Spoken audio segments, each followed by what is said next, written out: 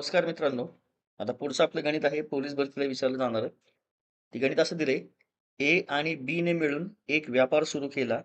ए ने 8 महिन्यांसाठी 36,000 रुपये गुंतवले आणि बी ने काही रक्कम गुंतवून 6 महिन्यांसाठी व्यापारात राहिला. शेवटी बी ला नफ्यात 15/31 भाग मिळाला. तर बी ने किती रक्कम गुंतवली होती? आता बी ची गुंतवणूक विचारली आहे. आता यामध्ये हे आपलं गणित भागीदारी या प्रकरणामधलं आहे. याचं सूत्र तुम्हाला माहिती असणारच. ते आहे भांडवलीचे गुणोत्तर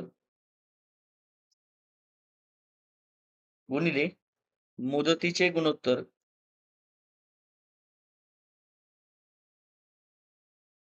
बरोबर नफ्याचे गुणोत्तर. हे आपलं असं सूत्र असतं. भांडवलीचे गुणोत्तर म्हणजे आता ए भागिले बी असं घ्यावं लागतं गुणोत्तर.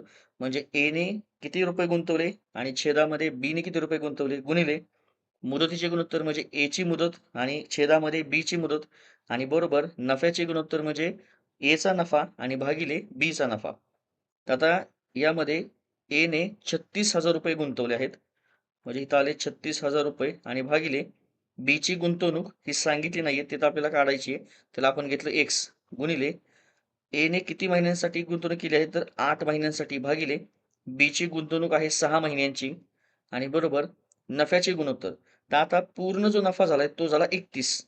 31 पैकी 15 भाग हे बी ला मिळालेत. म्हणजे छेदामध्ये येईल इथं 15 कारण हे वाला बी चा नफा आहे छेदामधला. आणि आता 31 मधून 15 गेले तर शिल्लक राहतील 16. म्हणजे या ठिकाणी अंशामध्ये येऊन जाईल 16. तर ए चा नफा आहे 16 इतका. 31 पैकी 16 आणि बी चा आहे 31 पैकी त्यांनी दिलेला 15. जर आपण हे वालं सोडवलं या एक्स साठी तर आपल्याला मिळून जाईल की मग बी ने किती रुपये त्यामध्ये गुंतवलेली होती. बी ची गुंतवणूक त्या व्यापारामधली किती असणार. तर आता हे छेदामधले एक्स या बाजूला इकडे अंशामध्ये येतील. हे 36,000 गुणिले 8 आहे तसे हे छेदामधले 15 इकडे अंशामध्ये येतील भागिले हे 16 इकडे छेदामध्ये येतील आणि गुणिले हे 6. जर आता हे सोडवलं 8 दुने 16 याचं मिळतंय. परत हे 6 इथं 36 ला भाग देतील.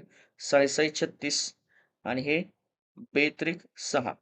आता याचं आपल्याला उत्तर मिळते बघा x बरोबर हे 15 गुणिले 3 15 त्रिक 45 आणि हे 36,000 चे वरचे 3 शून्य. एक्स बरोबर आलं 45,000 म्हणजेच बी ने त्या व्यापारामध्ये गुंतवलेली रक्कम ही होती 45,000. यातला आहे ऑप्शन नंबर 4.